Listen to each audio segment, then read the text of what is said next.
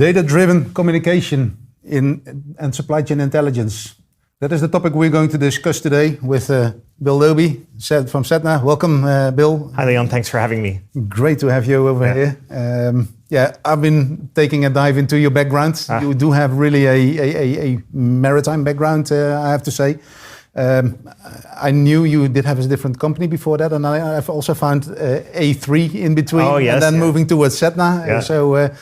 Maybe it is good if you share something about your background and sure. what you're doing, how your journey went, basically. My pleasure. No, I actually got a job in the shipping industry out of an ad in the newspaper just out of school in the mid-90s, and spent about 6 years working in agency, ship brokerage, and then dry chartering, mostly on the handy side. And then I'd always had a kind of background and interest in computers. And in 2000, I thought, as the markets were beginning to preliminarily digitize, I thought maybe some of the emerging marketplaces or approaches will need data services, will need underlying data to optimize and price. And so I got into developing a platform for ship agents and for the oil majors, mostly around managing agents, and that morphed into cargo inspections. I sold that business, or moved out of that business, in 2007, 2010, and then spent a few years mostly consulting, a bit of hacker for hire. I like maritime, I like software, built shipbuilding applications used by people like C-SPAN, vetting systems used by Vetera here in the Netherlands, and stumbled into the email problem, and not really intentfully thinking, oh, let's build a new email client, because actually that's a bit of madness. It was more, how do we help customers adopt new technology? And time and again, we kind of saw email getting in the way of that, the sheer volume of it, the variety, the velocity. And so I began to think, really on behalf of customers who were pushing me, how could we make their day-to-day interactions with email a little more efficient, and then create the time for them to adopt more expert systems like yourselves. So Sedna has been around since 2017. And we have about 180 customers around the world across the commodity, dry, wet bulk, energy, and ship agency markets. Quite a nice footprint already. Yeah, shipping, I'm always, as like we've talked about before, I'm always amazed at just how large maritime is and shipping is. But we've had some great early customers who believed in our vision and helped us push through with it. And I'm learning a lot also what it means to build a company at scale in maritime, which has its own challenges and opportunities, but yeah, it's exciting. And if I look at the profile, there are a couple of words that this collaboration, communication is about collaboration, yes. Right? That is what maritime drives. Things need to be coordinated. I think that's one of my passions as well. Yes. Innovation, doing it differently. Yes. I really can relate to that, and then using technology for that. So very much. I think we're really on the line. I like the first time we met, you were talking about collaboration right at the start. And I always like to remind people that even us, we're not actually about email. We're about the fact that you have to collaborate to do anything in maritime. The things are going wrong all the time. Opportunities are passing up all the time. So you have to find a way to talk more effectively, more efficiently. We happen to use email for that, but the tool is secondary to holding the conversation front and center. Yeah, I agree. Yeah. Maybe that's one of the questions I like to ask in the podcast. Is like, what is it that people do not get about this industry? Because it's such a wide industry, and yet it's complex. But is there one thing that stands out for you that people need to know if they want to understand the maritime industry better? That's a good question. I mean, I always think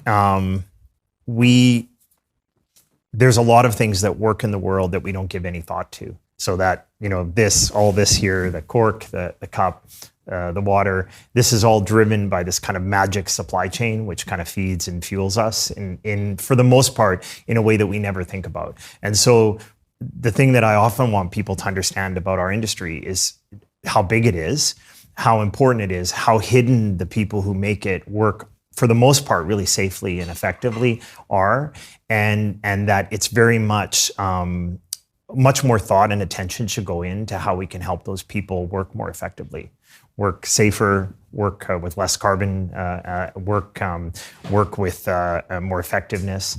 And so, yeah, just the sheer size of it. And I would like them to think about the people behind it. That's the hidden aspect of it. The hidden aspect of it. And we don't think about, right, it's not only, folks here in the Netherlands down at the docks and people like yourself doing optimization, the terminals, but the seafarers and the people who are toiling really so that I can just pick this up here. Yeah, without thinking about it. Yeah. 90% of all goods is transported over water, right? Yeah. It's so hard to get your head around. Yeah. What does that mean? And very much. I think we were talking, or we mentioned before, like when new employees join, they often know nothing about maritime.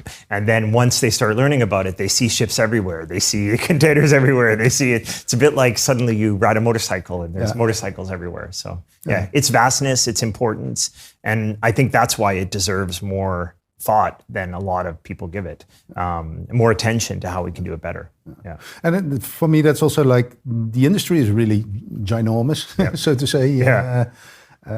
But yet, if you look at it, it's also not that big, right? It's finite. If we talk about 80,000 vessels or something like that, it's true. Then again, this is where I, on one hand, find this industry like, whoa, this is so large, and then secondly, when I look at it, it's like, well, I'm do have a computer science background. 80,000. Yeah, but that's true. That's not a big number, right? But it is not about that. It's about the number of boxes or the number of movements that are being made in that.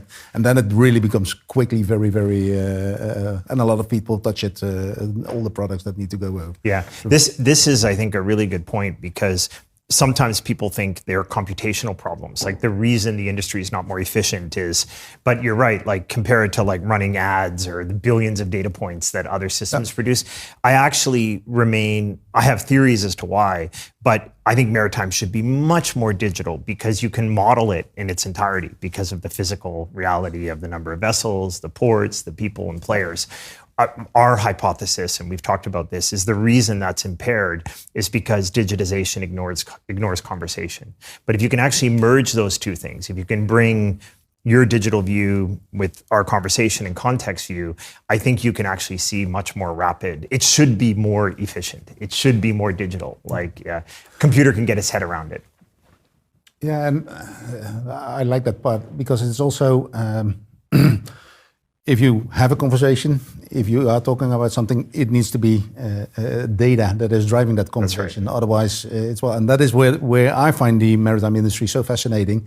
It's all about operational excellence. Even though we're talking a lot about inefficiencies, I think the entire system is working the way it is working because of operational excellence and how it is being done. And then the vast number of stakeholders that are involved, requiring to align. And that is where the email comes in, or the communication challenge comes in. I think that's a nice step towards an introduction I recently read online from Lee. Oh, yes. And I would like to read it out loud because I did not memorize it, but I really find this a very powerful statement. And what he stated was like, the ability to manage communication efficiently is paramount.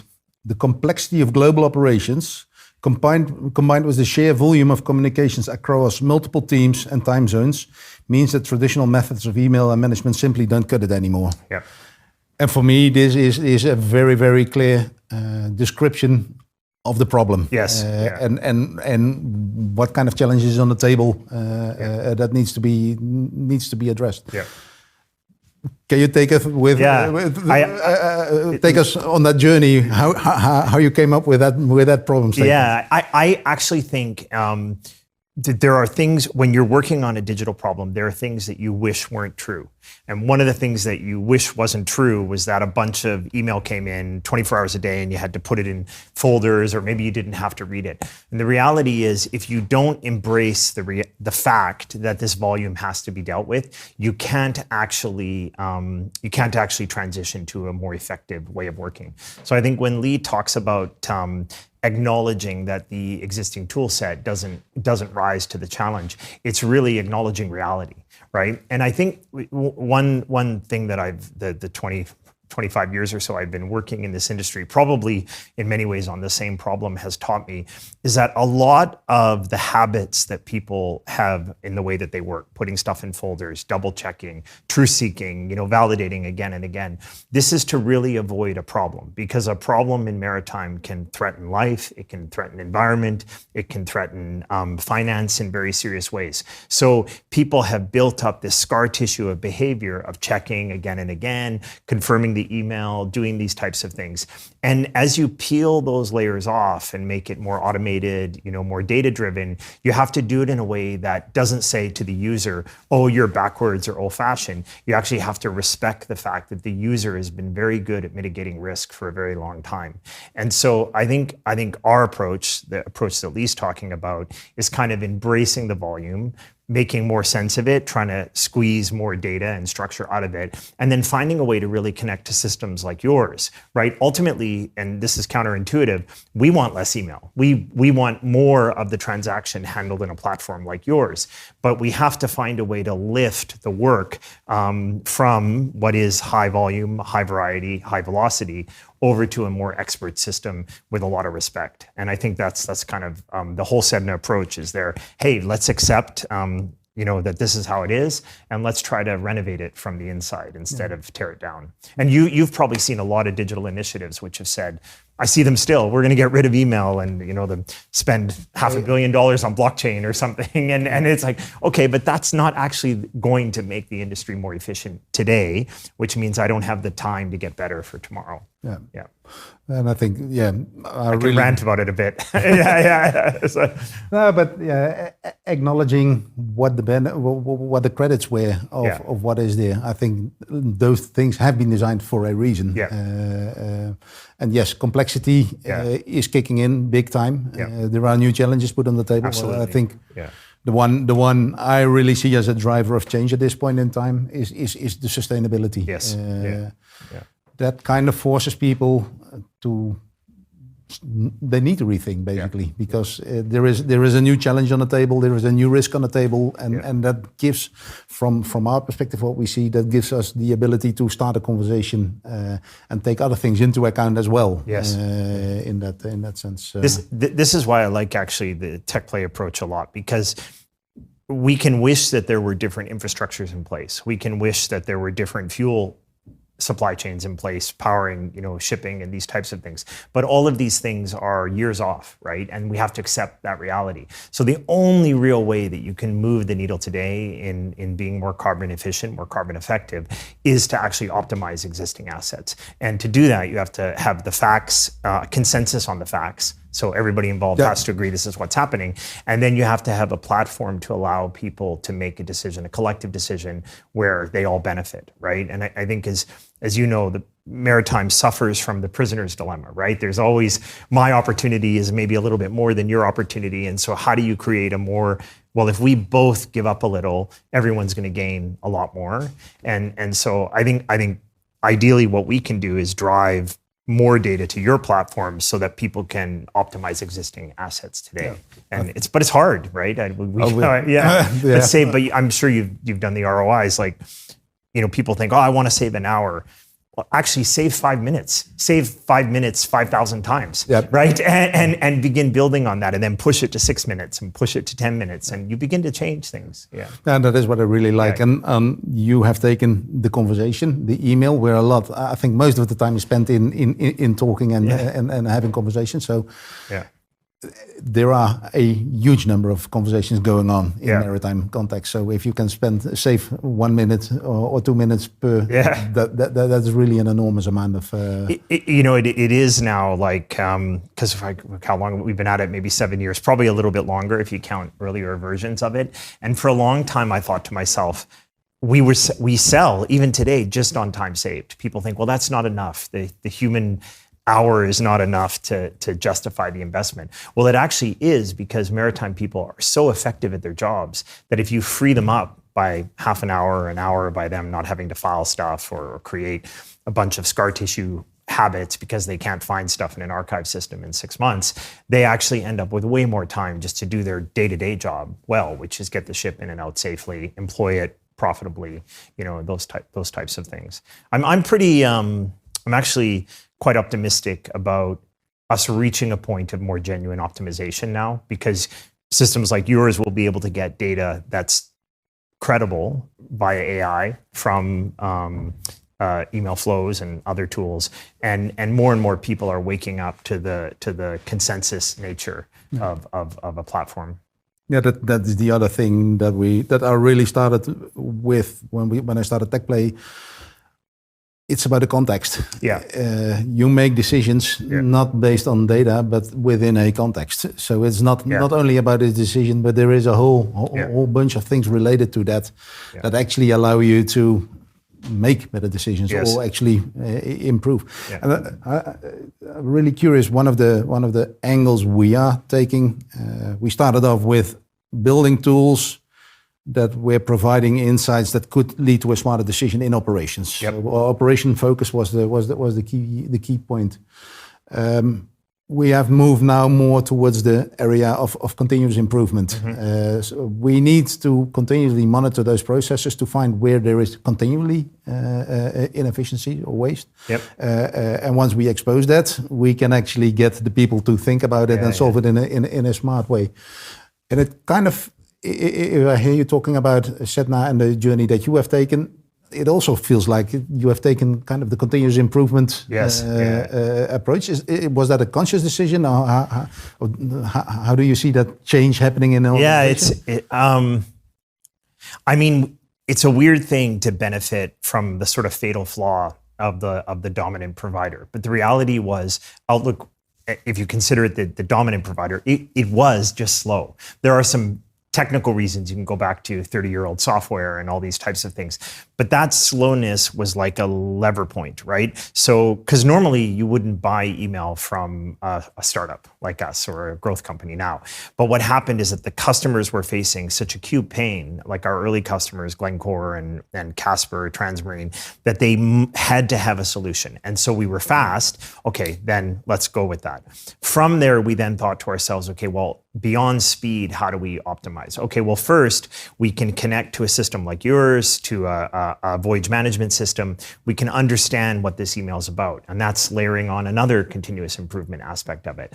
And then in the third stage, we said, okay, well, who's handling this transaction right now, this voyage, this trade? We pushed it to that user automatically. And it was just really, but layering on top of that kind of additional benefit over additional benefit. But to your earlier point, none of that was possible unless we wedged ourselves in the door by just being faster than Outlook. And it does still today astonish me how painful some people's working environments are using kind of day-to-day, historical tools, right? Companies with a lot of resources and capacity to buy, quote unquote, the best are forcing highly skilled people to work in a very, very backwards way, right? And they do it under the guise of compliance or security, but they don't actually think about the risks that their people being so inefficient poses to their entire supply chain. And so, but there's no big bang in this industry, right? I mean, you know that, running a business like yours. Yeah, and I think, and people want a big bang, with respect to the customers who are watching this, like they want a magic solution to all of this, and there isn't one. It's like the rest of maritime. No, it's hard work. Yeah. But I think change is always hard work. Yeah, I think letting go of the habits that you have developed, which were effective and efficient a while ago. That requires change. Yeah, very much so. Yeah, really. In your continuous improvement journey with your platform, have you ever run into something that really surprised you, where the customer didn't expect that this was the thing that was eating up all their time?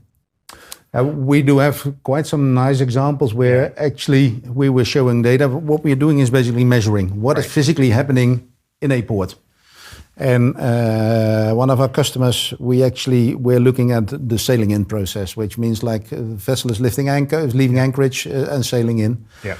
And we presented the numbers, and the number was around 3 hours, 3.1 hour, that it was taking the sailing in time, which that's the time it takes to get your vessel significant. Yeah.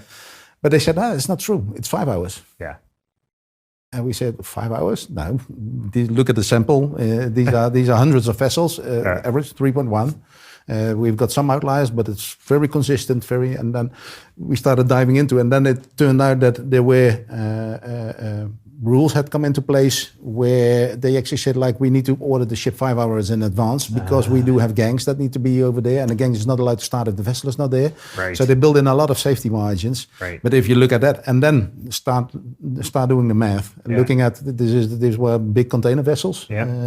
So that really 1 hour or 1.5 hours that you actually can save. That's significant. Yeah. But you're also freeing up the limited resource of the key. Yes. So it's a double-edged sword in that sense. So and that is really where I like this data-driven approach that you show the numbers. You say this is factual, and that customers challenge you and say this is not true, but that's not the point. It's the fact that the data is proving you where can I change something that will add value in the core process. And I can really imagine how that habit formed, right? Probably at some point somebody didn't order within 5 hours, ship got to the terminal and there was no gang ready, right? So there was a specific penalty associated with that, which they could focus in on. But on a macro basis, they said, well, let's order everything 2 hours earlier, all that extra cost, all that extra time. And I guess what happens in our business too, and this is the same thing we try to do with Sedna, like we try to embrace the volume, but slow it down enough so that people can see what's actually happening again and again. Slow it down enough for them to actually have that conversation with you. Because I bet like they just are too busy. Another ship coming in, got to order, the time's clicking away. Like I like that. Very cool. But I guess also Sedna is removing already a lot of noise, right? Yeah. Emails coming in 5 times. Well, I mean, to give you a good example, we have a big customer in South Africa who operates in about a dozen countries in the Southern African region. And when we first started working with them, they were like, well, we get hundreds of thousands of emails every week.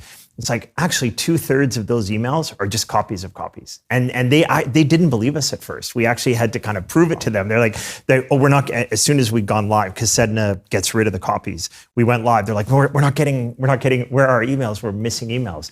And that basic duplication. And funny enough, when in our business, when in maritime people CC or BCC or use a distribution list, I think there's a story we tell ourselves that used to be telex and there was one address and that type of thing. I don't think it's anything to do with that. I think what happens is that the risk of something being missed is very high.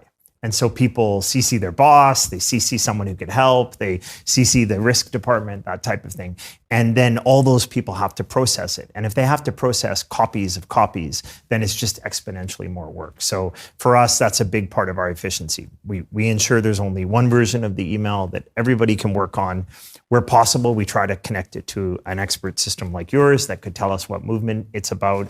And then ideally, with our newer generation of software, you can pull that data out and push it back into your internal workflows. But no, it's definitely a surprise when the customer discovers that. Yeah. What do you see if you look at the Sedna history? What is your biggest accomplishment, or what was the biggest compliment that you got from a customer? Like this, Bill, this is where. I mean, not all change is easy, right? I think this is one of the things, and it's very difficult to have feature parity maybe with an Outlook, right? Because you're doing very different things. But probably the thing I'm most proud of is that we're much better now at change management, preparing the company and the user for change. But the initial shock of the system almost always dissipates in days or weeks to, I could not go back. I could not go back to a way of working where I had to figure out if this was the email I had to work on. I could not go back to a way of working where I couldn't collaborate with my colleague on it, and I would not go back to a way of working where I wasn't connected to TechPlay or another voyage management system or operational system. So I mean, as a builder of software, that's really gratifying. And I will say, I mean, the truth is I agreed to try to solve this problem for both Transmarine, our earliest customer, and then later on Glencore Oil, because I was trying to sell them something else, right? But I couldn't get them to pay attention to that other thing because they're like, yeah, but we just have too many email. And what is exciting is that we genuinely, Sedna is an act of empathy. Whether we like it or not, people have to work in email. And the idea that we can give them way less time in email, and we hear it time and again, is for a builder of software really, really cool. And to use that, the company Grindrod in South Africa, who I was talking about, Tracy, who runs the business there, she said, I think everybody here goes home about a half hour early every day because of Sedna. And that's like real world impact. Yeah. And looking ahead on your journey. You said like email is not, we are in the email business, but it is not what we really like or what we want to get rid of it. How does that future look like? I think take a very big picture and then boil it down to something more practical. What we do think is that, much like the internet itself, email is a core protocol. And that core protocol has had very little genuine innovation in the last 30 years, 20 or 30 years. Unlike the internet itself, which had Netscape and web servers and all of this kind of technology explosion on top of it, email has just essentially run the same way. And you've had one hegemonic provider, the GroupWise, Lotus, Outlook, Gmail after another, without really huge increases in innovation. So what we see as the potential opportunity is that you have this huge global network that everybody's already on. And if you can layer on more intelligence, which AI is driving in a very genuine way now, not just kind of a buzzwordy way, over a network that is ubiquitous, universal, and free to access effectively, I think you can build much more intelligent workflows on top of that. And so for us, we see it in the latest version of our system. It's just coming out this month, in fact, something we call Sedna Canvas, which allows software companies like yourself to build rich interactions which are not email dependent inside of Sedna.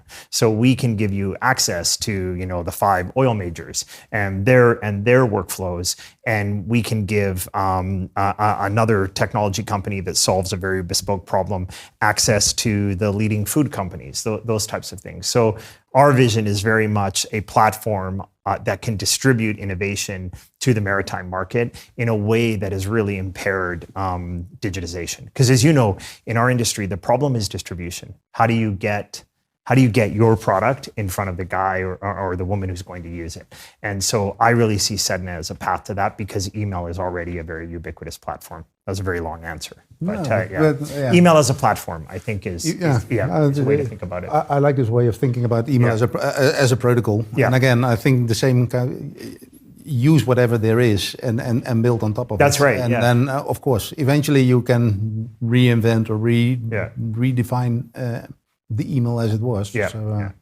It's very alluring to want to build something new, right? But it's a bit like all the different chat apps we have, and all the different we ICQ and MSN, and now we have Signal and Telegram and that type of thing. So it's just kind of getting more and more efficient with what you have.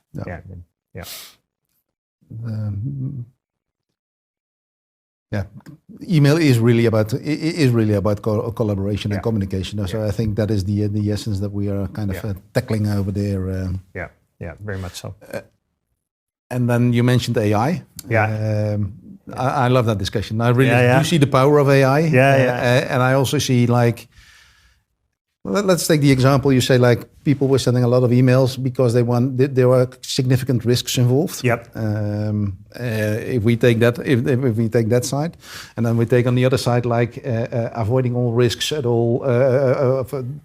AI is introducing quite some risks because of it's saying things which are not true, and it's making up.